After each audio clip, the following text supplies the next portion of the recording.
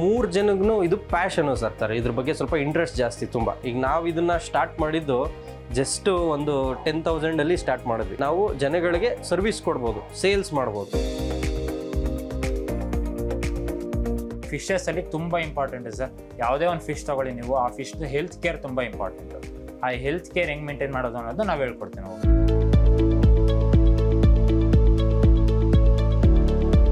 Breeding ಅಲ್ಲಿ 2 types of ಫಿಶಸ್ಗಳಿದ್ದಾವೆ. ಒಂದು egg ಲೇಯಿಂಗು, ಇನ್ನೊಂದು ಲೈವ್ ಬೇರರ್ಸ್. ಅದು ಮರಿ ಇಟ್ಟಿದ ತಕ್ಷಣ ಅದು ತಿನ್ಬಿಡೋ ಚಾನ್ಸಸ್ಗಳು ತುಂಬ ಇರ್ತವೆ. ಸೊ ಹಾಗಾಗಿ ನಾವು ಕೇರ್ಫುಲ್ ಆಗಿ ಅದನ್ನು ಕೂಡ ನೋಡ್ಕೋಬೇಕು. ಇಲ್ಲ ಅಂತಂದರೆ ಬ್ರೀಡಿಂಗ್ ನೆಟ್ಗಳು ಯೂಸ್ ಮಾಡಿದ್ರು ಕೂಡ ಓಕೆ.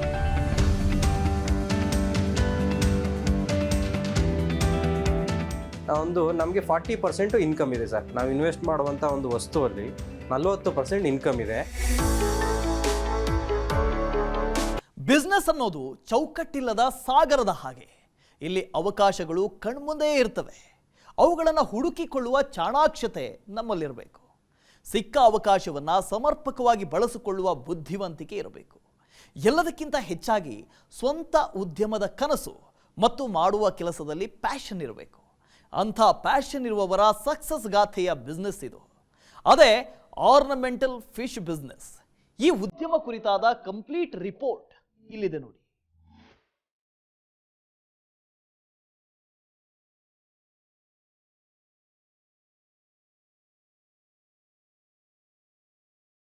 ಗಡಿಬಿಡಿ ಜೀವನದಲ್ಲಿ ಅರೆಕ್ಷಣವಾದರೂ ನೆಮ್ಮದಿಯಾಗಿ ಕುಳಿತು ನಿರಾಳವಾಗಿ ಉಸಿರಾಡುವಂತಹ ಭಾವವನ್ನ ಪ್ರತಿಯೊಬ್ಬ ಮನುಷ್ಯನೂ ಬಯಸ್ತಾನೆ. ಪ್ರಶಾಂತತೆಯ ಜೊತೆಗೆ ಬದುಕಿಗೊಂದು ಹೊಸ ಬಣ್ಣವನ್ನ ನೀಡುವಂತಹ ಸೃಷ್ಟಿ ನಮ್ಮ ಸುತ್ತಲೇ ಇರಬೇಕು ಎಂದುಕೊಳ್ಳುವುದು ಹಲವರ ಬಯಕೆ. ಅಂತಹ ಬಯಕೆಗಳಿಗೆ ಸಹಕಾರಿಯಾಗುವುದೇ ತಿಳಿ ನೀರಿನಲ್ಲಿ ತೇಲುತ್ತಾ ಕಣ್ಣಿಗೆ ಹಬ್ಬವನ್ನೇ ಕಟ್ಟಿಕೊಡುವ ಫಿಶಸ್. ಅಕ್ವೇರಿಯಂನಲ್ಲಿರುವ ಈ ಅಲಂಕಾರಿಕ ಮೀನುಗಳ ವೈಶಿಷ್ಟ್ಯವೇ ಅದು. ಕಣ್ಣಿಗೆ ಹಿತ, ಮನಸ್ಸಿಗೆ ಮುದವನ್ನ ನೀಡುವುದು. ಒಂಟಿತನ, ಬೇಸರ ಅದೇನೇ ಇರಲಿ, ಅರೆಕ್ಷಣ ಅಕ್ವೇರಿಯಂನ ಮುಂದೆ ಕುಳಿತು ಈ ಬಣ್ಣದ ಮೀನುಗಳನ್ನ ನೋಡ್ತಿದ್ರೆ ಸಾಕು, ಹಾಯ್ ಅನಿಸುತ್ತೆ. ಜನರಿಗೆ ಎಂಥ ಭಾವವನ್ನ ನೀಡುತ್ತಿರೋ ಈ ಫಿಶ್ಗಳ ಬಿಸ್ನೆಸ್ ಬಗ್ಗೆಯೇ ನಾವು ನಿಮಗೆ ಇವತ್ತು ಹೇಳೋದಕ್ಕೆ ಹೊರಟಿರೋದು.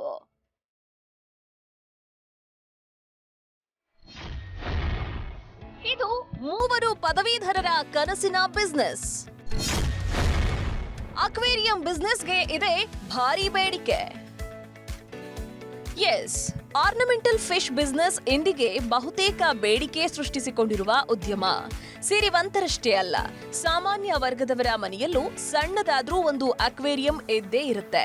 ಅಕ್ವೇರಿಯಂ ಬಿಸ್ನೆಸ್ಗೆ ಇರುವ ಈ ಬೇಡಿಕೆಯನ್ನೇ ನಂಬಿಕೊಂಡು ಅದೆಷ್ಟೋ ಮಂದಿ ಬದುಕು ಕಟ್ಟಿಕೊಂಡಿದ್ದಾರೆ.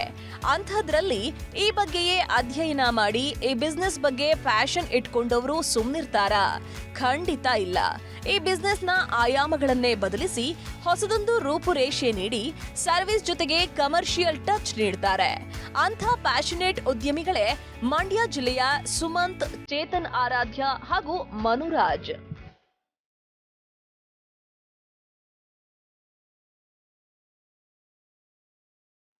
ಬಿಸಿಎ, ಬಿಎಸ್ಸಿ ಪದವೀಧರರಾದ ಈ ಯುವ ಉದ್ಯಮಿಗಳು ಮಂಡ್ಯದಲ್ಲಿರುವ ಅಕ್ವಾಫಿನ್ಸ್ ಕ್ರಿಯೇಷನ್ಸ್ನ ಮಾಲೀಕರು.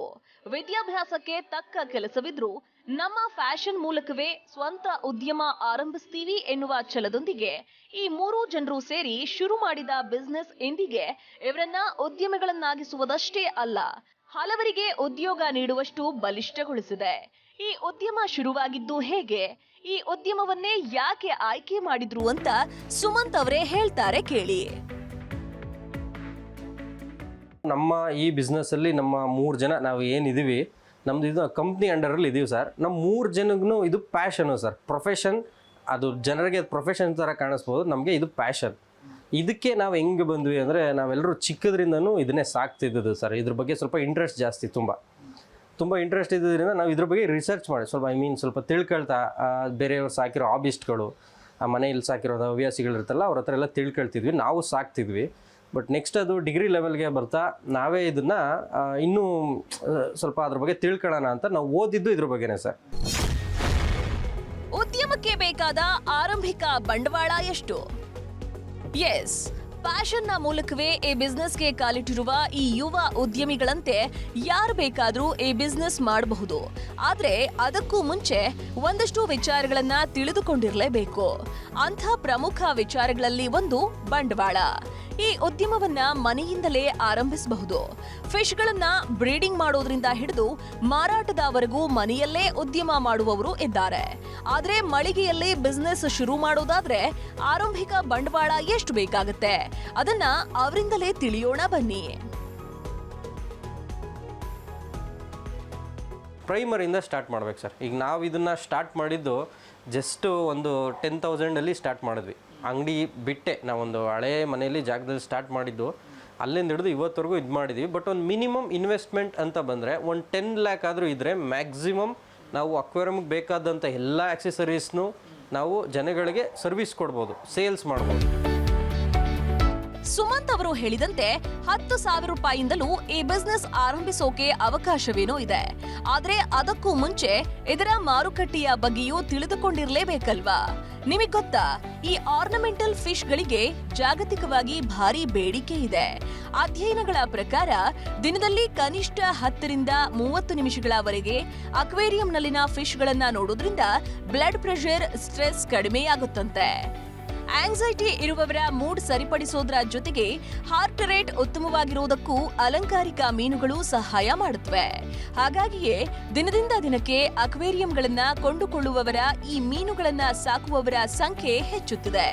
ಪ್ರಸಕ್ತ ಜಾಗತಿಕವಾಗಿ ಆರ್ನಮೆಂಟಲ್ ಫಿಶ್ಗಳ ಮಾರುಕಟ್ಟೆ ಮೌಲ್ಯ $5.9 ಶತಕೋಟಿ ಈ ಕ್ಷೇತ್ರ ವರ್ಷಂಪ್ರತಿ ಕ್ಷಿಪ್ರ ಬೆಳವಣಿಗೆಯನ್ನ ದಾಖಲಿಸುತ್ತಿದೆ.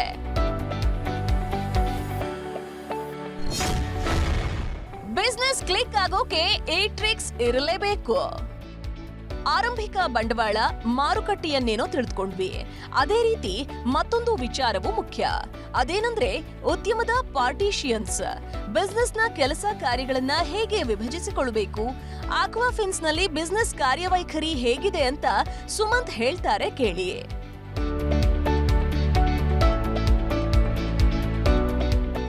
ನಾವು ಇದನ್ನು 3 ಭಾಗಗಳಾಗಿ ಕನ್ವರ್ಟ್ ಮಾಡಿದ್ದೀವಿ. ಒಂದು ಪ್ರೊಡಕ್ಷನ್, ಒಂದು ಮಾರ್ಕೆಟಿಂಗ್, ಇನ್ನೊಂದು ಸರ್ವಿಸ್. ಪ್ರೊಡಕ್ಷನ್ನ ನಮ್ಮ ಮನು ಅನ್ನೋ ಒಬ್ಬರು ಫ್ರೆಂಡ್ ನೋಡ್ಕೊಳ್ತಾರೆ, ಸರ್ವಿಸ್ನ ನಮ್ಮ ಚೇತನ್ ಅನ್ನೋ ಇನ್ನೊಬ್ಬರು ಫ್ರೆಂಡ್ ನೋಡ್ಕೊಳ್ತಾರೆ, ನಾನು ಮಾರ್ಕೆಟಿಂಗ್ ನೋಡ್ಕೊಳ್ತೀನಿ. ಮಾರ್ಕೆಟಿಂಗ್ ಅಂತ ಬಂದಾಗ ನಮ್ಮದು ಅಕ್ವೇರಿಯಂ ಪ್ರಾಡಕ್ಟ್ಸ್ಗಳು, ಅದರದ್ದು ಬೇಕಾದಂಥ ಆಕ್ಸೆಸರೀಸು, ಫಿಶಸ್ಸು ಎಲ್ಲನೂ ಮಾರ್ಕೆಟಿಂಗ್, ಸೇಲ್ಸ್ ಮಾಡ್ತೀವಿ ಅದನ್ನು. ಆಮೇಲೆ ಜನಗಳಿಗೆ ಅದ್ರ ಬಗ್ಗೆ ಗೈಡ್ಲೈನ್ಸ್ ಕೊಟ್ಟು ನಾವು ಅದನ್ನು ಡಿಸ್ಟ್ರಿಬ್ಯೂಟ್ ಮಾಡ್ತಾಯಿದ್ದೀವಿ. ಅಟ್ ಪ್ರೆಸೆಂಟು ನಾವು ಆಲ್ಮೋಸ್ಟ್ ಇಂಪೋರ್ಟೆಡ್ ಫಿಶಸ್ ಎಲ್ಲವನ್ನು ಡಿಸ್ಟ್ರಿಬ್ಯೂಟು ಮಾಡ್ತಾಯಿದ್ವಿ. ಕೆಲವೊಂದು ವೆರೈಟಿನ ನಾವೇ ಬ್ರೀಡ್ ಮಾಡ್ತಾಯಿದ್ದೀವಿ. ಬ್ರೀಡ್ ಮಾಡೋದನ್ನ ನಮ್ಮ ಪ್ರೊಡಕ್ಷನ್ ಮ್ಯಾನೇಜರು ಮನು ಅವರು ನೋಡ್ಕೊಳ್ತಾರೆ. ಆಲ್ಮೋಸ್ಟು ಒಂದು 30% ಆಫ್ ಫಿಶಸ್ನ ನಾವೇ ಬ್ರೀಡ್ ಮಾಡ್ತಾಯಿದ್ದೀವಿ. ಅಕ್ವೇರಿಯಂ ಶಾಪ್ ಒಂದನ್ನು ತೆರೆಯಬೇಕು ಅಂದರೆ ವಿವಿಧ ರೀತಿಯ ಸಿದ್ಧತೆಗಳನ್ನು ಮಾಡಿಕೊಳ್ಳಬೇಕು. ಬರೀ ಮಳಿಗೆಯ ಸೆಟಪ್ ಮಾತ್ರವಲ್ಲ, ಫಿಶ್ಗಳ ಬಗ್ಗೆಯೂ ಒಂದಷ್ಟು ಬೇಸಿಕ್ ಜ್ಞಾನ ಇರಬೇಕು. ಆ ಸಂಬಂಧಿಸಿದ ವಿವರಗಳನ್ನು ತಿಳಿಸ್ಕೊಡ್ತೀವಿ ನೋಡಿ.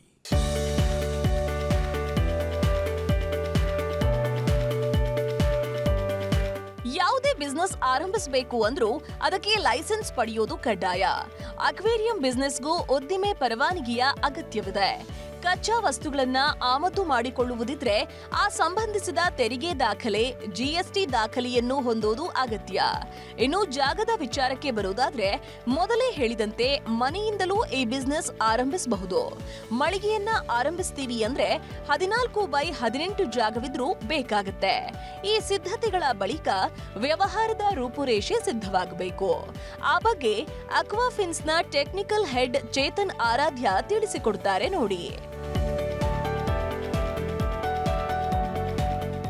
ನಮ್ದು ಏನೇನು ಇದು ಮಾಡ್ತೀವಿ ಅಂದರೆ, ನಾವು ಯಾರಿಗಾದ್ರೂ ಅಕ್ವೇರಿಯಮ್ಸ್ ಏನಾದರೂ ಅವ್ರು ಏನೇ ವಿಚಾರಿಸಕ್ಕೆ ಬಂದರೂ ನಾವೇನು ಮಾಡ್ತೀವಿ, ಫಸ್ಟ್ ಅವ್ರಿಗೆ ಅದ್ರ ಬಗ್ಗೆ ನಾಲೆಡ್ಜ್ ಏನಿದೆ ಅಂತ ಚೆಕ್ ಮಾಡ್ತೀವಿ. ಫಸ್ಟು ಆ ನಾಲೆಡ್ಜ್ ಚೆಕ್ ಮಾಡಾದ್ಮೇಲೆ ಅವ್ರಿಗೆ ಏನು ಬೇಕಾಗಿರುತ್ತೋ, ಅದೇನು ಬೇಕು ಅದು ಬೇಡ ಅದನ್ನೆಲ್ಲ ಫಸ್ಟು ತಿಳ್ಕೊಂಡು ಆಮೇಲೆ ನಾವೇನು ಮಾಡ್ತೀವಿ, ಅವ್ರಿಗೊಂದಿಷ್ಟು ಸಜೆಷನ್ ಕೊಡ್ತೀವಿ. ಅವ್ರಿಗೆ ಯಾವ್ಯಾವ ಥರದ್ದು ಇದಾಗ್ಬೋದು, ಅಥವಾ ಮನೆಗೆ ಯಾವ ಥರ ಡಿಸೈನ್ಸ್ ಕೇಳ್ತಾರೆ ಅದ್ರ ಬಗ್ಗೆ ಕಸ್ಟಮ್ ಡಿಸೈನ್ಸ್ ಆಗಿರ್ಬೋದು, ಅಥವಾ ಅವ್ರು ಯಾವ್ದಾದ್ರು ಒಂದು ಆನ್ಲೈನಲ್ಲಿ ನೋಡಿ ತಂದಿರ್ತಾರೆ ಡಿಸೈನ್ಸು, ಅದ್ರ ಬಗ್ಗೆ ಅವ್ರಿಗೆ ಎಕ್ಸ್ಪ್ಲೈನ್ ಮಾಡಿ ಯಾವ ಥರ ಮಾಡ್ಬೋದು, ಯಾವ ಥರ ಮಾಡೋಕ್ಕಾಗಲ್ಲ ಅದನ್ನು, ಆ ಥರದ್ದೆಲ್ಲ ಒಂದಷ್ಟು ಡಿಸ್ಕಸ್ ಮಾಡ್ತೀವಿ ಫಸ್ಟು. ಜೊತೆಗೆ ಏನು ಅಂದರೆ, ಈ ಫಿಶಸಲ್ಲಿ ತುಂಬ ಇಂಪಾರ್ಟೆಂಟ್ ಸರ್. ಯಾವುದೇ ಒಂದು ಫಿಶ್ ತೊಗೊಳ್ಳಿ ನೀವು, ಆ ಫಿಶ್ದು ಹೆಲ್ತ್ ಕೇರ್ ತುಂಬ ಇಂಪಾರ್ಟೆಂಟು. ಆ ಹೆಲ್ತ್ ಕೇರ್ ಹೆಂಗೆ ಮೇಂಟೈನ್ ಮಾಡೋದು ಅನ್ನೋದು ನಾವು ಹೇಳ್ಕೊಡ್ತೀವಿ ನಾವು. ಅಲಂಕಾರಿಕ ಫಿಶ್ಗಳೇ ಈ ಉದ್ಯಮದ ಜೀವಾಳ. ಎಸ್, ಮಳಿಗೆ ಆರಂಭಿಸಿದ ಮಾತ್ರಕ್ಕೆ ಉದ್ಯಮ ಆರಂಭವಾದಂತಲ್ಲ. ಈ ಬಿಸ್ನೆಸ್ನ ಜೀವಾಳವೇ ಫಿಶ್ ಮತ್ತು ಅಕ್ವೇರಿಯಂ. ಜನರ ಬೇಡಿಕೆಯನ್ನ ಅರ್ಥೈಸಿಕೊಂಡು ಅವರಿಗೆ ಬೇಕಾದ ರೀತಿಯಲ್ಲಿ ಅಕ್ವೇರಿಯಂ ಕಸ್ಟಮೈಸ್ ಮಾಡಿಕೊಡ್ಬೇಕು. ಈ ಕೆಲಸಗಳಿಗಾಗಿಯೇ ಒಂದಿಬ್ಬರು ಸಿಬ್ಬಂದಿಯೂ ಬೇಕಾಗ್ತಾರೆ. ಹಾಗಾದ್ರೆ ಇವುಗಳನ್ನ ಎಲ್ಲಿಂದ ತರಲಾಗುತ್ತೆ? ಈ ಬಗ್ಗೆ ತಿಳಿಯೋಣ. ಸರ್, ಟ್ಯಾಂಕ್ ಅಂತ ಬಂದಾಗ ಇಲ್ಲಿ 2 ವಿಧಾನ ಬರುತ್ತೆ ಸರ್. ಒಂದು ಕಸ್ಟಮ್ ಮೇಡ್ ಟ್ಯಾಂಕ್ಸ್ ಬರುತ್ತೆ, ಇನ್ನೊಂದು ಇಂಪೋರ್ಟೆಡ್ ಮೋಲ್ಡೆಡ್ ಟ್ಯಾಂಕ್ಸ್ ಅಂತ ಬರುತ್ತೆ ಸರ್. ಕಸ್ಟಮ್ ಮೇಡ್ ಟ್ಯಾಂಕ್ ಅಂದರೆ ಸರ್, ನಾವು ಗ್ಲಾಸ್ ತಂದು ಅದನ್ನು ಯಾವ ರೀತಿ ಬೇಕೋ ಆ ರೀತಿ ಕಟ್ ಮಾಡಿ ನಮಗೆ ನಾರ್ಮಲಾಗಿ ಯಾವ ಥರ ಕಸ್ಟಮ್ ಟ್ಯಾಂಕ್ಗಳು ಕಸ್ಟಮರ್ಸ್ ಯಾವ ಥರ ಕೇಳಿರ್ತಾರೆ ಆ ಥರ ಅದ್ರ ಮೇಲೆ ಸೈಜ್ ಡಿಪೆಂಡ್ ಆಗುತ್ತೆ ಸರ್. ಸೈಜು 1 ಫೀಟಿಂದ ಹಿಡಿದು ನಾವು ಹೆಚ್ಚು ಕಮ್ಮಿ ನಮಗೊಂದು 10 ಅಡಿ 15 ಅಡಿ 20 ಅಡಿ ಎಷ್ಟು ಅಡಿಗೆ ಬೇಕೋ ಅಷ್ಟಡಿಗೆ ಅದನ್ನು ನೋಡಿ ಚೆಕ್ ಮಾಡಿ ನಾವು ಅದ್ರ ಮುಖಾಂತರ ಇದು ಮಾಡ್ಕೊಡ್ತೀವಿ ಸರ್. ಇಂಪೋರ್ಟ್ ಮಾಡ್ಕೊಳ್ಳೋದು ಅಂದರೆ ಟ್ಯಾಂಕ್ಗಳು ಆಲ್ರೆಡಿ ಇಂಪೋರ್ಟೆಡ್ ಆಗಿ ಬಂದಿರುತ್ತೆ ಸರ್. ನಾರ್ಮಲಾಗಿ ಈ ಚೆನ್ನೈಯಲ್ಲಿ ಆಗಿರ್ಬೋದು ಅಲ್ಲೆಲ್ಲ ಏನು ಮಾಡ್ತೀವಿ ನಾವು ಅಲ್ಲಿಂದ ಪರ್ಚೇಸ್ ಮಾಡ್ತೀವಿ ಸರ್. ಇಂಪೋರ್ಟೆಡ್ ಟ್ಯಾಂಕ್ಸು ಅದು ಡೈರೆಕ್ಟಾಗಿ ಕರ್ನಾಟಕಕ್ಕೆ ಬರಲ್ಲ, ನಾರ್ಮಲಾಗಿ ಅಲ್ಲಿಗೆ ಬರುತ್ತೆ. ಅಲ್ಲಿಂದ ನಾವು ಇಲ್ಲಿಗೆ ಪರ್ಚೇಸ್ ಮಾಡಿ ತೊಗೊಂಬರ್ತೀವಿ ಸರ್. ಅದನ್ನು ಮೀನ್ಸ್ ಅಂದರೆ ತಂದು ಇಲ್ಲಿಂದ ಮಾರಾಟ ಮಾಡ್ತೀವಿ ಸರ್. ಅದು ಇಂಪೋರ್ಟೆಡ್ ವೆರೈಟಿ ಅಂತ ಬಂದಾಗ ನಿಮ್ಗೇನಾಗುತ್ತೆ, ಥೈಲ್ಯಾಂಡು, ಮಲೇಷಿಯಾ, ಸಿಂಗಾಪುರು ಇಷ್ಟು ಕಡೆಯಿಂದ ನಾವು ಇಂಪೋರ್ಟ್ ಮಾಡಿಸ್ತೀವಿ ಸರ್. ಅದು ಯಾವ ಫಿಶ್ ಅಂದರೆ ಏಷ್ಯನ್ ಅರೋನಾ ಅಂತ ಒಂದು ಫಿಶ್ ಬರುತ್ತೆ ಸರ್. ಅದು ತುಂಬ ವರ್ಲ್ಡ್ ಕಾಸ್ಟ್ಲಿಯಸ್ಟ್ ಫಿಶು ಸರ್. ಅದು ಆ್ಯಕ್ಚುಲಿ ಆ ಫಿಶ್ಗಳು ಕೂಡ ನಮ್ಮ ಹತ್ರ ಸಿಗುತ್ತೆ ಸರ್. ಕಸ್ಟಮೈಸ್ಡ್ ಅಕ್ವೇರಿಯಂಗೆ ಬೇಡಿಕೆ ಹೆಚ್ಚು. ಹೀಗೆ ನೀವೇ ತಯಾರಿಸಿದ್ದೋ ಅಥವಾ ಹೊರ ದೇಶಗಳಿಂದಲೂ ಅಕ್ವೇರಿಯಂಗಳನ್ನೇನೋ ತರಿಸಬಹುದು. ಆದ್ರೆ ಜನರು ಕೇಳಿದಂತೆ ಡಿಸೈನ್ ಮಾಡೋದು ಹೇಗೆ? ಈಗ ಜನರ ಅಭಿರುಚಿಗಳು ಹೇಗಿವೆ? ಯಾವ ರೀತಿಯ ಅಕ್ವೇರಿಯಂಗಳನ್ನ ಡಿಸೈನ್ ಮಾಡಿದ್ರೆ ಹೆಚ್ಚು ಸೇಲ್ ಆಗಬಹುದು ಅನ್ನೋದನ್ನು ತಿಳಿದುಕೊಂಡಿರಬೇಕು. ಟ್ರೆಂಡ್ ಅನ್ನೋದು ಬೇರೆ ಉದ್ಯಮಗಳಲ್ಲಷ್ಟೇ ಅಲ್ಲ, ಅಕ್ವೇರಿಯಂ ಬಿಸ್ನೆಸ್ನಲ್ಲೂ ಚಾಲ್ತಿಯಲ್ಲಿರುತ್ತೆ. ಹಾಗಾಗಿ ಆಯಾ ಟ್ರೆಂಡ್ಗೆ ತಕ್ಕಂತೆ ಅಕ್ವೇರಿಯಂ ಕಸ್ಟಮೈಸ್ ಮಾಡೋದು ಅಗತ್ಯ. ಇದರಲ್ಲಿರುವ ವಿಭಿನ್ನತೆ ಬಗ್ಗೆ ಚೇತನ್ ಹೇಳ್ತಾರೆ, ಕೇಳಿ. ಈ ಅಕ್ವೇರಿಯಂಗಳಲ್ಲಿ 2 ಥರ ಇದೆ ಸರ್. ಒಂದು ಪ್ಲಾಂಟೆಡ್ ಅಕ್ವೇರಿಯಮ್, ಇನ್ನೊಂದು ಆರ್ಟಿಫಿಷಿಯಲ್ ಸೆಟಪ್ ಅಂತ ಬರುತ್ತೆ ಸರ್. ಈ ಆರ್ಟಿಫಿಷಿಯಲ್ ಸೆಟಪ್ ಏನು ಬಂದು ಅಂದರೆ ನಾರ್ಮಲ್ ಸರ್, ಪ್ಲಾಸ್ಟಿಕ್ ಗಿಡ ಹಾಕ್ತಾರೆ, ಅದೆಲ್ಲ ಹಳೆ ಡಿಸೈನ್ಸ್ ಆಗುತ್ತೆ ಸರ್. ಇವಾಗ ಏನಿದ್ರು ಪ್ಲಾಂಟೆಡ್ ಅಕ್ವೇರಿಯಮ್ಸ್ ಶುರುವಾಗಿದೆ ಸರ್. ಅದೆಲ್ಲ ಹೊಸ ಇದು ಮಾಡ್ಬೋದು ಇವಾಗ ನಾರ್ಮಲಾಗಿ.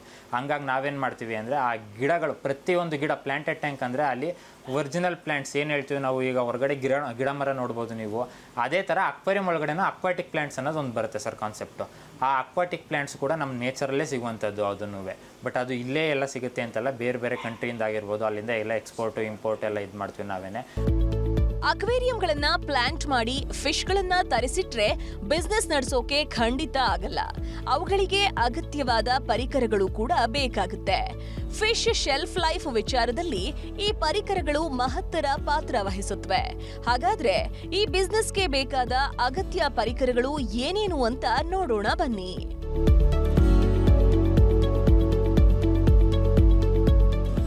ಮೀನಿಗೆ ಟೆಂಪರೇಚರ್ ತುಂಬ ಇಂಪಾರ್ಟೆಂಟು. ಮತ್ತು pH ಲೆವೆಲ್ ಚೆಕ್ ಮಾಡೋದಾಗಿರ್ಬೋದು, ಅಮೋನಿಯಾ ಲೆವೆಲ್ ಚೆಕ್ ಮಾಡಿರೋದಾಗ್ಬೋದು. ಇದೆಲ್ಲ ಒಂದೊಂದು ಆಕ್ಸಸರೀಸ್ ಕಿಟ್ ಬರುತ್ತೆ ಸರ್. ಅದನ್ನೆಲ್ಲ ತೊಗೊಂಡು ಅದನ್ನ ನೀಟಾಗಿ ಚೆಕ್ ಮಾಡ್ಬೋದು ಸರ್. ಅದರಲ್ಲಿ ಈಗ ಯಾವುದಾದ್ರು ಒಂದು ಫಿಶ್ ಸತ್ತೋಯ್ತು ಅಂದರೆ ಅದಕ್ಕೆ ಏನು ರೀಸನ್ ಇರುತ್ತೆ ಅಂತಲೂ ಕೂಡ, ಅದು ವಾಟರ್ pH ಏನಾದ್ರು ಜಾಸ್ತಿ ಆಗಿದೆಯಾ, ಅಮೋನಿಯಾ ಲೆವೆಲ್ ಜಾಸ್ತಿ ಆಗಿದೆಯಾ, ಅದನ್ನೆಲ್ಲ ನಾವು ಚೆಕ್ ಮಾಡ್ಬೋದು. ಫಿಶಸ್ಗೆ ಬೇಸಿಕ್ ಡಿಸೀಸ್ ಬಂದು ನಾರ್ಮಲಾಗಿ ಫಂಗಸ್ ಅಂತೀವಿ ಸರ್. ಆ ಫಂಗಸ್ ಬರೋದು ನೀರು ಕೋಲ್ಡ್ ಇದಾದಾಗ, ಅದಕ್ಕೆ ನಾವೇನು ಮಾಡ್ತೀವಿ, ಈಟ್ರ್ ಅಂತ ಬರುತ್ತೆ ಸರ್. ಆ ಈಟ್ರನ್ನ ಅಕ್ವೇರಿಯಂ ಒಳಗಡೆ ಹಾಕಿ ನೀಟಾಗಿ ಮೇಂಟೈನ್ ಮಾಡ್ತು ಅಂದರೆ ಫಿಶ್ಗಳಿಗೆ ಯಾವುದೇ ರೋಗ ಬರೋಂಥದ್ದು ಮುಂಚೆ ತಡಿಬೋದು ಸರ್. ಅದನ್ನು ಯಾವುದೇ ರೋಗ ಬರಲ್ಲ ಅಂತಲ್ಲ, ಆ ಎಲ್ಲ ರೋಗಗಳನ್ನೂ ತಡೆಗಟ್ಟಬೋದು. ಇದಿಷ್ಟು ಒಂದೆಡೆಯಾದ್ರೆ ಗ್ರಾಹಕರನ್ನ ಸೆಳೆಯೋದು ಮತ್ತೊಂದು ಪ್ರಮುಖ ಕೆಲಸ. ಇದಕ್ಕೆ ಮಾಡಬೇಕಿರೋ ಮೂಲ ಕೆಲಸ ಸರ್ವಿಸ್ ಉತ್ತಮವಾಗಿ ನೀಡುವುದು. ಅದರ ಜೊತೆಗೆ ನಿಮ್ಮ ಮಳಿಗೆಗೆ ಭೇಟಿ ನೀಡಿದ ಜನರಿಗೆ ಆಕರ್ಷಕವಾಗಿ ಫಿಶ್ಗಳು ಕಾಣಿಸುವಂತೆ ನೋಡ್ಕೊಳ್ಬೇಕು. ಆಗಷ್ಟೇ ವ್ಯಾಪಾರ ಬುನಾದಿ ಭದ್ರವಾಗೋಕೆ ಸಾಧ್ಯ. ಹಾಗಾದ್ರೆ ಕಸ್ಟಮರ್ಗಳಿಗೆ ನೀಡುವ ಸರ್ವಿಸ್ ಹೇಗಿರಬೇಕು, ಮಳಿಗೆ ಹೇಗಿರಬೇಕು, ನೀವೇ ನೋಡಿ. ಸರ್, ಯಾವ್ದಾದ್ರು ಒಂದು ಅಕ್ವೇರಿಯಂ ನೋಡಿದ್ರೆ ನೀಟಾಗಿ ಖುಷಿ ಕೊಡಬೇಕು, ನೇಚರ್ ಫೀಲ್ ಆಗಬೇಕು ಸರ್ ಅದರೊಳಗಡೆ. ಅಕ್ವೇರಿಯಂ ಒಳಗಡೆ ಆ ನೇಚರ್ ಕಾನ್ಸೆಪ್ಟ್ ಏನಿರುತ್ತೆ ಸರ್, ಅದಕ್ಕೆ ಬೇಕಾದಂಥ ಪ್ರಾಡಕ್ಟ್ಸ್ಗಳೇನಿರುತ್ತೆ, ಒಂದು ಆ ಗಿಡ ಆಗಿರ್ಬೋದು, ಅಥವಾ ಅದಕ್ಕೆ ಅಕ್ವಾ ಸಾಯಿಲ್ ಅಂತ ಬರುತ್ತೆ, ಅಕ್ವಾ ಕ್ಲೇ ಅಂತ ಬರುತ್ತೆ, ಇದನ್ನೆಲ್ಲ ಉಪಯೋಗಿಸಿ ಮಾಡಬೇಕು ಸರ್. ಇಲ್ಲ ಅಂದರೆ ನಾರ್ಮಲಾಗಿ ನೀವು ಸುಮ್ಮನೆ ಪ್ಲ್ಯಾಂಟ್ ತೊಗೊಂಡೋಗಿ ಹಾಕ್ಬಿಟ್ರೆ ಬರೋಲ್ಲ. ಹಂಗಾಗಿ ನಾವೇನು ಮಾಡಿದ್ದೀವಿ ಅಂದರೆ, ನೀವು ಯಾವ್ದಾದ್ರು ಒಂದು ಫಿಶಸ್ಗೆ ತೊಂದರೆ ಆಯಿತು, ನಿಮ್ಗೆ ಅದ್ರ ಬಗ್ಗೆ 24x7 ನಾವು ಹೋಗಿ ಅದಕ್ಕೆ ಸರ್ವಿಸ್ ಕೊಟ್ಟು ಅದು ಏನು ಮಾಡ್ಬೋದು, ಫಿಶ್ಗೆ ಏನು ಡಿಸೀಸ್ ಬಂದಿದೆ, ಅದಕ್ಕೆ ಏನು ಟ್ರೀಟ್ಮೆಂಟ್ ಮಾಡ್ಬೋದು, ಇಷ್ಟನ್ನು ಮಾಡ್ಕೊಡ್ತೀವಿ ಸರ್.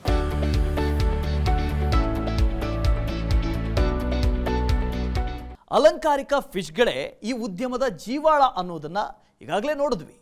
ಅವುಗಳನ್ನು ಬರೀ ಖರೀದಿ ಮಾಡೋದಲ್ಲ, ನೀವೇ ಬ್ರೀಡಿಂಗ್ ಕೂಡ ಮಾಡಬಹುದು. ಆ ಪ್ರಕ್ರಿಯೆ ಹೇಗೆ? ಈ ಉದ್ಯಮದಲ್ಲಿ ಎಷ್ಟು ಲಾಭ ಗಳಿಸಬಹುದು ಅಂತ ಹೇಳ್ತೀವಿ ನೋಡಿ.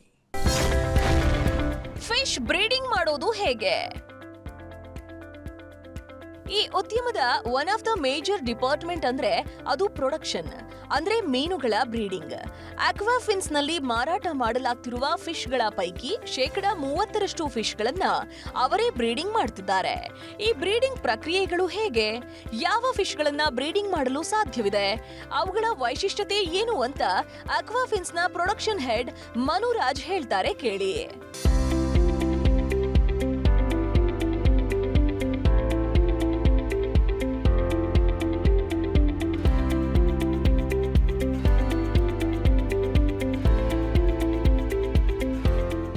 ಮೊದಲಿಗೆ ಬ್ರೀಡಿಂಗ್ ಬಗ್ಗೆ ಹೇಳೋದಂತಂದರೆ ಬ್ರೀಡಿಂಗಲ್ಲಿ 2 ಟೈಪ್ಸ್ ಆಫ್ ಫಿಶಸ್ಗಳಿದ್ದಾವೆ. ಒಂದು ಎಗ್ ಲೇಯಿಂಗು, ಇನ್ನೊಂದು ಲೈವ್ ಬೇರರ್ಸು. ಇವಾಗ ಲೈವ್ ಬೇರರ್ಸು ಎಗ್ ಲೇಯರ್ಸ್ಗಿನ್ನ ಏನು ಅಷ್ಟೊಂದೇನು ಕಷ್ಟ ಆಗೋದಿಲ್ಲ ಕೀಪ್ ಮಾಡೋದಕ್ಕೆ.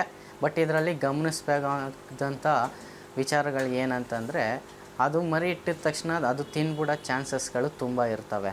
ಸೊ ಹಾಗಾಗಿ ನಾವು ಕೇರ್ಫುಲ್ಲಾಗಿ ಅದನ್ನು ಕೂಡ ನೋಡ್ಕೋಬೇಕು. ಇಲ್ಲ ಅಂತಂದರೆ ಬ್ರೀಡಿಂಗ್ ನೆಟ್ಗಳು ಯೂಸ್ ಮಾಡಿದ್ರು ಕೂಡ ಓಕೆ. ಇನ್ನು ಕಲರ್ ಫಿಶಸ್ಗಳಲ್ಲಿ ಸಾಕಷ್ಟು ವೆರೈಟಿ ಇದೆ.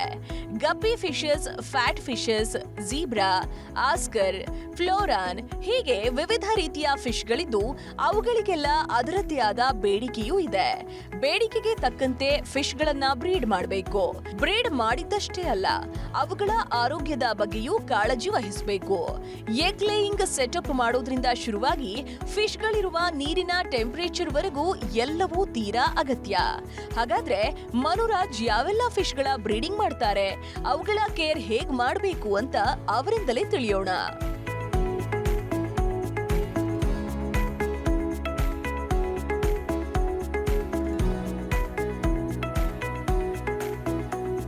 ನಂತರ ಬಂದು ನಾವು ಬಿಟಾ ಫಿಶಸ್ಸು, ಮತ್ತು ಗೋಲ್ಡ್ ಫಿಶಸ್ಸು, ಸುಬುನ್ ಹಿಂಡ್ fishes, tetra fishes, widow tetras, tiger barbs, polar parrot ಮತ್ತು ಶ್ರಿಮ್ಸು, ಇದೆಲ್ಲನೂ ಸಹ ನಾವಿವಾಗ ಬ್ರೀಡ್ ಮಾಡ್ತಾಯಿದ್ದೀವಿ.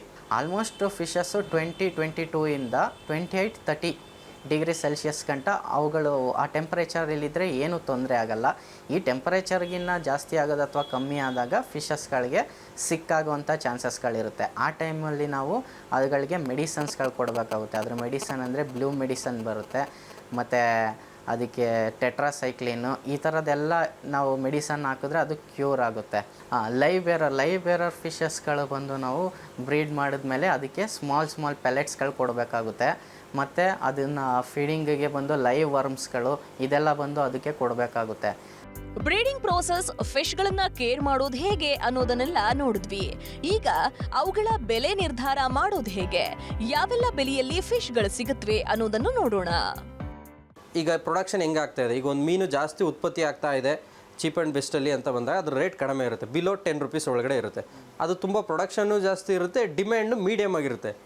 ಯಾವ ಮೀನು ಡಿಮ್ಯಾಂಡ್ ಜಾಸ್ತಿ ಇರುತ್ತೆ, ಜನರ ಬೇಡಿಕೆಗೆ ತಕ್ಕನಾಗೆ ಇರುತ್ತೋ, ಜಾಸ್ತಿ ದಿನ ಬದುಕೋದಾಗಿರ್ಬೋದು, ಅದು ತುಂಬ ಲುಕ್ ಅದ್ರದ್ದು ಒಂದು ಹಾವಭಾವ ಅದ್ರದ್ದು ನೋಡೋಕ್ಕೆ ಯಾವ ಥರ ಅದರ ಎಕ್ಸ್ಟರ್ನಲ್ ಅಪಿಯರೆನ್ಸು ಅದು ಚೆನ್ನಾಗಿ ಕಾಣಿಸುತ್ತೋ ಆ ಫಿಶ್ಗಳು ಡಿಮ್ಯಾಂಡ್ ಜಾಸ್ತಿ, ಅದು ಬೇಗ ಮೂನು ಆಗುತ್ತೆ, ಜನಗಳ ಹತ್ರ ಬೇಗ ತಲುಪುತ್ತೆ, ನಮ್ಮಲ್ಲೂ ಬೇಗ ಸೇರಿಲ್ಲ. ಆ ಮೀನುಗಳದ್ದು ಒಂದು ಮೀಡಿಯಮ್ ಪ್ರೈಸ್ ಅಂತ ಇರುತ್ತೆ. ಮೀಡಿಯಮ್ ಅಂದರೆ 10 ರೂಪಾಯಿಂದ ಹಿಡಿದು 5,000 ರೂಪಾಯಿವರೆಗೂ ಒಂದು ಮೀನಿನ ಬೆಲೆ. ಇಷ್ಟೆಲ್ಲ ವಿಚಾರಗಳನ್ನ ತಿಳಿದುಕೊಂಡು ನಂತರ ಈ ಉದ್ಯಮಕ್ಕೆ ಕಾಲಿಡ್ತೀವಿ ಅಂದ್ರೆ ಖಂಡಿತ ಅವರು ಸೋಲುವ ಮಾತೇ ಇಲ್ಲ. ಅಕ್ವೇರಿಯಂ ಬಿಸ್ನೆಸ್ ನಿಜಕ್ಕೂ ಒಂದು ಉತ್ತಮ ಆಯ್ಕೆ ಎನ್ನುವುದರಲ್ಲಿ ಬೇರೆ ಮಾತೂ ಇಲ್ಲ. ಅಂದಹಾಗೆ ಇದೆಲ್ಲವನ್ನ ತಿಳಿದು ಮತ್ತೊಂದು ವಿಚಾರವನ್ನ ಮರೆತು ಬಿಡಬಾರ್ದು, ಅದೇ ವೆಚ್ಚ ಮತ್ತು ಲಾಭ. ಸರಿಯಾಗಿ ಲೆಕ್ಕಾಚಾರ ಹಾಕಿ ಬಿಸ್ನೆಸ್ ಸರಿದೂಗಿಸಿದ್ರಷ್ಟೇ ನೀವು ಉದ್ಯಮದಲ್ಲಿ ಲಾಭ ಕಾಣುವುದಕ್ಕೆ ಸಾಧ್ಯವಾಗುತ್ತೆ. ಹಾಗಾದ್ರೆ ತಿಂಗಳಿಗೆ ಎಷ್ಟು ವೆಚ್ಚವಾಗಬಹುದು, ಲಾಭ ಎಷ್ಟು ಅಂತ ಸುಮಂತ್ ಹೇಳ್ತಾರೆ ನೋಡಿ.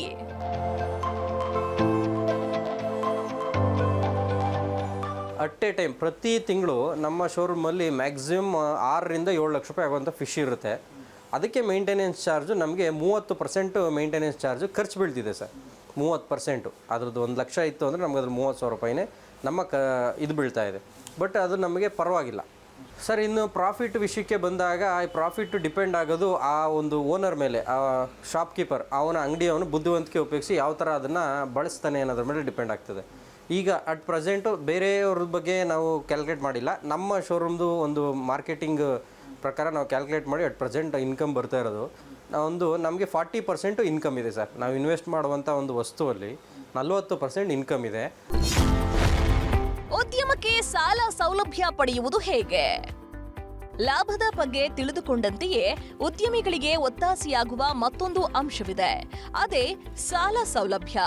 ಪ್ರಧಾನಮಂತ್ರಿ ಮತ್ಸ್ಯ ಸಂಪದಾ ಯೋಜನೆಯ ಆಶ್ರಯದಲ್ಲಿ ಸಬ್ಸಿಡಿ ಪಡೆದು ಉದ್ಯಮ ಆರಂಭಿಸಿರುವ ಕರ್ನಾಟಕದ ಮೊದಲ ಆರ್ನಮೆಂಟಲ್ ಫಿಶ್ ಅಕ್ವೇರಿಯಂ ಶೋರೂಮ್ ಅಂದ್ರೆ ಅದು ಅಕ್ವಾಫಿನ್ಸ್ ಕ್ರಿಯೇಷನ್ಸ್. ಅವರು ಸಬ್ಸಿಡಿ ಸೌಲಭ್ಯ ಪಡೆದುಕೊಂಡಿದ್ದು ಹೇಗೆ? ಇದಕ್ಕೆ ಅನುಸರಿಸಬೇಕಾದ ಮಾರ್ಗಗಳೇನು ಅಂತ ನೋಡೋಣ. ಸರ್ಕಾರದ ಒಂದು ಮಾಹಿತಿ ಪಡೆದು ಅದರ ಮಾರ್ಗದರ್ಶನದಲ್ಲಿ ನಡೆದ್ರೆ ಮಾತ್ರ ಬ್ಯಾಂಕ್ವ್ರಿಗೂ ಒಂದು ಕಾನ್ಫಿಡೆನ್ಸ್ ಇರುತ್ತೆ, ಇವ್ರು ಪರವಾಗಿಲ್ಲ ಇದ್ರ ಬಗ್ಗೆ ತಿಳಿದಿದ್ದಾರೆ ಅಂದಾಗ ಅವರು ಸಾಲ ಕೊಡ್ತಾರೆ. ಆ ಸಾಲನ ನಾವು ತಗೊಂಡು ಹಂಗಂದರೆ ನಮಗೆ ಅವ್ರು ಕೊಟ್ಟಷ್ಟು ಅಂತಲ್ಲ, ನಮಗೆ ಬೇಕಾದಂಥ ಅವಶ್ಯಕತೆ ಇರೋಷ್ಟು ಮಾತ್ರ ನಾವು ಅವ್ರ ಹತ್ರ ತಗೊಂಡು ಅದನ್ನು ಸ್ಟಾರ್ಟ್ ಮಾಡಬೇಕಾಗುತ್ತೆ. ಸ್ಟಾರ್ಟ್ ಮಾಡಿ ನಾವು ಅದನ್ನು ಸರ್ಕಾರಿ ಅಧಿಕಾರಿಗಳಿಗೆ ಸಂಬಂಧಪಟ್ಟ ಇಲಾಖೆ, ಹಂಗಂದರೆ ಮೀನುಗಾರಿಕೆ ಇಲಾಖೆಗೆ ನಾವು ನಮ್ಮ ಬಿಸ್ನೆಸ್ ಸ್ಟಾರ್ಟಪ್ ಬಗ್ಗೆ ಡೀಟೇಲ್ಸ್ ಕೊಡಬೇಕಾಗ್ತದೆ. ಡಾಕ್ಯುಮೆಂಟೇಷನ್ ಆಗಲೇ ಹೇಳ್ದಂಗೆ ಲೈಸೆನ್ಸು, ಪ್ರತಿಯೊಂದು ಡಾಕ್ಯುಮೆಂಟ್ಸ್ಗಳು, ಲೈಸೆನ್ಸ್ಗಳು, GST ಆಗಿರ್ಬೋದು, ಬಿಲ್ಗಳಾಗಿರ್ಬೋದು, ಇನ್ಪುಟ್ ಔಟ್ಪುಟ್ ಪ್ರತಿಯೊಂದನ್ನು ನಾವು ಅಧಿಕಾರಿಗಳಿಗೆ ಡಾಕ್ಯುಮೆಂಟ್ ಸಮೇತ ಮಾಹಿತಿ ಕೊಟ್ಟರೆ ಅವರು ಅದನ್ನು ಸರ್ಕಾರಕ್ಕೆ ಅದನ್ನು ಅಪ್ಲೋಡ್ ಮಾಡಿ ನಮಗೆ ಬೇಕಾದ ಸಬ್ಸಿಡಿ ಕೊಡ್ತಾರೆ. ಇನ್ನು ಬಿಸ್ನೆಸ್ನಲ್ಲಿ last but not the least ಎನ್ನುವಂತೆ ಪಬ್ಲಿಸಿಟಿಯನ್ನ ಮರಿಬಾರದು. ಜನರಿಗೆ ತಲುಪುವುದಕ್ಕೆ ಸಾಕಷ್ಟು ಮಾರ್ಗಗಳಿವೆ, ಅವುಗಳಲ್ಲಿ ಜಾಲತಾಣವೂ ಒಂದು. ಈ ಮೂಲಕವೂ ನೀವು ಜನರನ್ನ ತಲುಪಬಹುದು. ಎಲ್ಲಕ್ಕಿಂತ ಹೆಚ್ಚಾಗಿ ಸರ್ವಿಸ್ ಚೆನ್ನಾಗಿದ್ರೆ ಕಸ್ಟಮರ್ಸ್ ಹುಡುಕಿಕೊಂಡು ಬರ್ತಾರೆ. ಬರೀ ಲಾಭದ ದೃಷ್ಟಿಯಲ್ಲಿ ಮಾತ್ರವಲ್ಲ, ಜನರಿಗೆ ಫಿಶ್ಗಳ ಬಗ್ಗೆ ಅರಿವು ಮೂಡಿಸುವ ನಿಟ್ಟಿನಲ್ಲೂ ಉದ್ಯಮಿಗಳಿದ್ರೆ ಈ ಬಿಸ್ನೆಸ್ ಸಕ್ಸಸ್ ಕಾಣೋದು ಗ್ಯಾರಂಟಿ ಅನ್ನೋದು ಸುಮಂತ್, ಚೇತನ್ ಹಾಗೂ ಮನುರಾಜ್ ಅವರ ಮಾತು. ಈಗ ನಾವು ಇನ್ವೆಸ್ಟ್ ಮಾಡಿರೋದಕ್ಕಿಂತ ಇನ್ನೂ ಇನ್ವೆಸ್ಟ್ಮೆಂಟ್ ಕೇಳ್ತಾ ಇದೆ ನಮ್ಮ ಬಿಸ್ನೆಸ್, ಯಾಕೆಂದರೆ ಡೆವಲಪ್ ಆಗ್ತಾ ಇದೆ. ನಮ್ಮ ಗ್ರೋತ್ ಚಾರ್ಟ್ ನಾವು ಪ್ರತಿ ತಿಂಗಳು ಟ್ಯಾಲಿ ಮಾಡ್ತೀವಿ.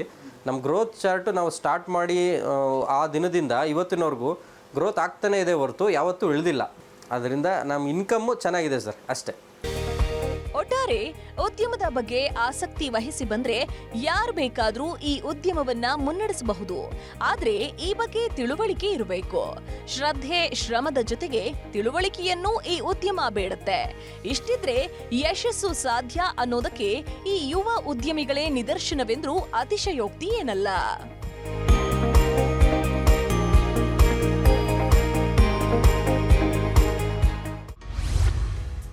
ನೀವು ಸಣ್ಣ ಮತ್ತು ಮಧ್ಯಮ ಗಾತ್ರದ ಬಿಸ್ನೆಸ್ ಅಲ್ಲಿ ಗೆದ್ದವರಾಗಿದ್ದರೆ ವಿಸ್ತಾರ ನ್ಯೂಸ್ ತಂಡ ಸಂಪರ್ಕಿಸಿ ನಿಮ್ಮ ಯಶಸ್ಸಿನ ಪಯಣವನ್ನ ನಮ್ಮ ಜೊತೆಗೆ ಹಂಚಿಕೊಳ್ಳಬಹುದು. ವಿಸ್ತಾರ ನ್ಯೂಸ್ ನಂಬರ್ 1, 2 ಮತ್ತು 4ನೇ ಮಹಡಿ, the New Indian Express building, block 2 ಮತ್ತು 3, ಕ್ವೀನ್ಸ್ ರಸ್ತೆ, Bengaluru 560001. Phone number 9606942030. Email program@vistaranews.com. ನೋಡಿದ್ರಲ್ವಾ, ಮಧ್ಯಮ ಬಂಡವಾಳದಲ್ಲೇ ಉದ್ಯಮವೊಂದನ್ನು ಆರಂಭಿಸಿ ಹೇಗೆ ಯಶಸ್ಸು ಕಾಣಬಹುದು ಅನ್ನೋದರ ಐಡಿಯಾವನ್ನು ಮುಂದಿನ ಸಂಚಿಕೆಯಲ್ಲಿ ಇಂಥ ಮತ್ತೊಂದು ಬಿಸ್ನೆಸ್ ಐಡಿಯಾದೊಂದಿಗೆ ಬರ್ತೀವಿ.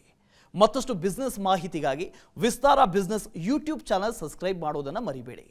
ಅನುಕ್ಷಣದ ಸುದ್ದಿಗಾಗಿ ನೋಡ್ತಾ ಇರಿ ವಿಸ್ತಾರ ನ್ಯೂಸ್. ಇದು ನಿಖರ ಜನಪರ.